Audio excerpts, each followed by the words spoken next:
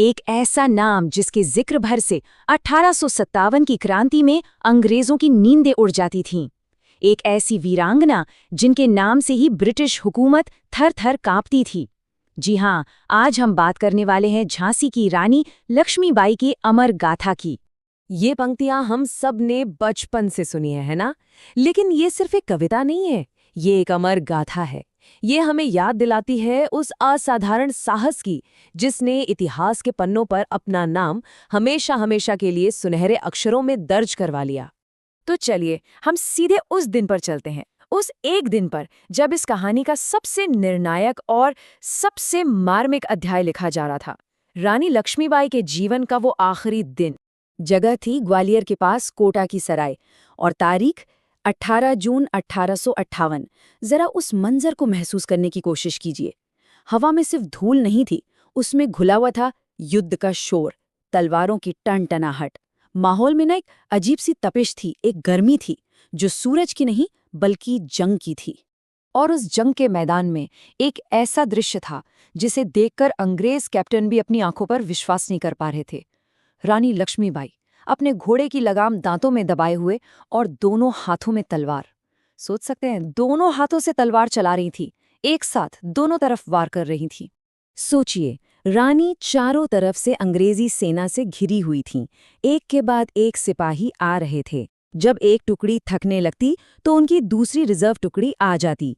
लेकिन इन सब के बीच रानी का साहस, वो बिल्कुल अटूट था। वो लगातार बिना रुके मुंह तोड़ जवाब दे रही थीं। लेकिन यहाँ एक सवाल जरूर उठता है, आखिर ये नौबत आई ही क्यों? ऐसे हालात बने कैसे? कैसे एक रानी को अपने राज्य को बचाने के लिए इस तरह मैदाने जंग में उतरना पड़ा? इसका जवाब जानने के लिए हमें कहानी की शुरुआत में चलना होगा।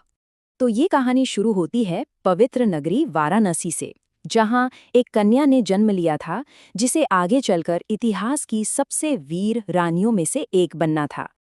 आइए उनके जीवन के कुछ जरूरी पड़ावों पर एक नज़र डालते हैं। 1828 में वाराणसी में जन्म हुआ मणिकर्णिका का, जिन्हें सब प्यार से मनु बुलाते थे। फिर 1842 में उनका विवाह हुआ झांसी के राजा गंगाधर राव से और वो बन गई झांसी की रानी। लेकिन किस्मत को शायद कुछ और ही मंजूर था। उनका जीवन मुश्किलों से भरा रहा। पहले 1851 में उन्होंने अपने 4 महीने के बेटे को खो दिया और फिर उसके ठीक 2 साल बाद 1853 में जब उन्होंने दामोदर राव को गोद लिया, उसके कुछ ही समय बाद राजा गंगाधर राव भी चल बसे। और बस राजा की मृत्यु ने अंग्रेजों को वो मौका दे दिया जिसका वो इंतजार कर रहे थे, झांसी पर कब्जा करने का मौका। और यहीं से शुरू हुई वो तकरार जिसने रानी के अंदर उस दृढ़ संकल्प को जन्म दिया जिसे आज पूरी दुनिया जानती है। अंग्रेजों ने इस्तेमाल की अपनी सबसे चालाक नीति, जिसे कहते थे डॉक्ट्रिन ऑफ लैप्स, यानी हड़प नीति। अब ये थी क्या?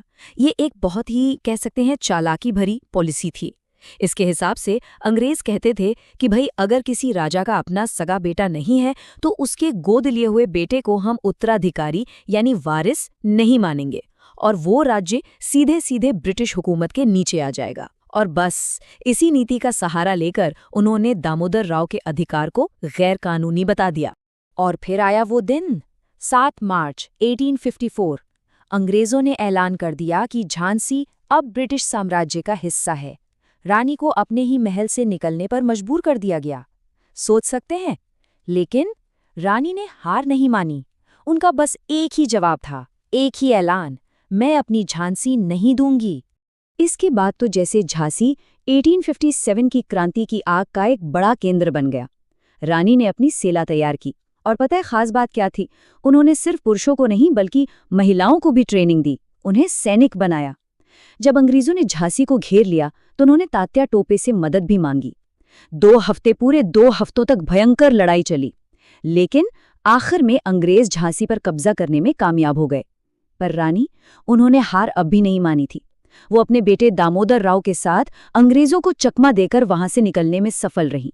तो चलिए अब हम वापस आते हैं उसी मैदान में, 18 जून 1858, क्योंकि झांसी से निकलने के बाद भी रानी का संघर्ष खत्म नहीं हुआ था, वो जारी था। और अब वो अपनी आखिरी सबसे बड़ी लड़ाई लड़ रही थीं। लड़ते लड़ते एक अंग्रेज सैनिक ने उनके सीने पर संगीन से वार किया। संगीन मतलब बंदूक के आगे जो छुरा लगा होता है, उससे।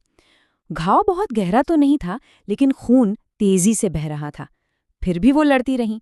इसके बाद उनकी कमर में बाईं तरफ एक राइफल की गोली लगी और आखिर में एक सैनिक ने उनके सिर पर तलवार से इतना घातक वार किया कि उनका माथा फट गया। ये आखिरी बार। इसके बाद रानी अपने घोड़े से नीचे गिर गईं, लेकिन यहां भी उनका साहस देखिए। खून से पूरी तरह लथपथ होने के बावजूद उन्होंने उस सैनिक पर जवाबी हमला किया। कमाल है। तभी उनके एक वफादार सैनिक ने उन्हें उठाया और तेजी से पास के एक मंदिर में ले गया। मंदिर के अंदर रानी की सांसें उखड़ रही थीं। आंखों के सामने अंधेरा छा रहा था। अपनी धुंधली आंखों से उन्होंने अपने सैनिकों को देखा और अपना पहला अंतिम आदेश दिया। उनकी आवाज में एक माँ की चिंता साफ थी। उन्होंने कहा, दामोदर, मैं उसे तुम्हारी देखरेख में छोड़ती हूँ। और फिर उन्होंने अपनी आखिरी इच्छा बताई, उनका आखिरी प्रतिरोध अंग्रेजों के खिलाफ। उन्होंने कहा, मेरा शरीर अंग्रेजों के हाथ नहीं लगना चाहिए। यह आवाज़ शायद बहुत कमज़ोर थी, लेकिन इसमें जो स्वाभिमान था, जो दृढ़ता थी, वो पहाड़ जैसी मजबूत थी। ये सिर्फ शब्द नहीं थे, ये उनके साहस और स्वाभिमान का प्रतीक थे। और उनके सैनिकों ने अपनी जान की बाजी लगाकर अपनी रानी की इस आखिरी इच्छा को पूरा किया।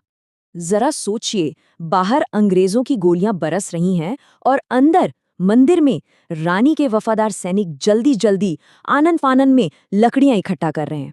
और उन्होंने मंदिर के अंदर ही अपनी रानी के पार्थिव शरीर का अंतिम संस्कार कर दिया।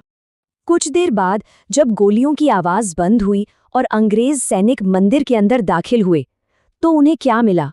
सिर्फ एक सुलगती हुई चिता। उन्हें रानी की हड्डियां और राख तो मिली, पर उनका शरीर नहीं मिला। रानी अपनी आखिरी सांस तक हमेशा के लिए अजेय रहीं। तो इस विद्रोह के बाद क्या हुआ? रानी के बेटे दामोदर राव उन्हें सुरक्षित बचा लिया गया।